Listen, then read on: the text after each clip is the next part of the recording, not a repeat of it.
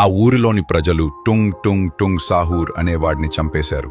కాని ఆ రాత్రి కోపంతో ఆ Tung tung tung tung tung tung tung tung tung sahur. ఒక గ్రామంలోకి వెళ్లి అక్కడి ముగ్గురిని చంపేశాడు. ఉదయం అయ్యేసరికి మున్నాబాయ్ ఆ గ్రామానికి వెళ్ళాడు. అప్పుడు మున్నాబాయికి మళ్లీ టుంగ్ టుంగ్ టుంగ్ సాహూర్ వచ్చేశాడేమో అనిపించింది. ఆ రాత్రి ఊరు మొత్తం నిశ్శబ్దంగా ఉంది.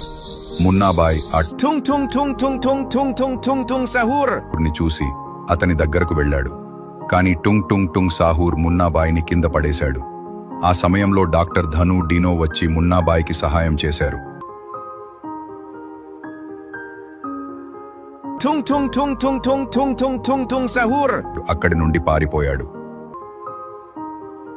మరుసటి ఉదయం ధను డీనో మున్నాబాయ్ ముగ్గురూ కలిసి టుంగ్ టుంగ్ టుంగ్ సాహూర్ని మళ్లీ చంపేయాలని నిర్ణయం తీసుకున్నారు.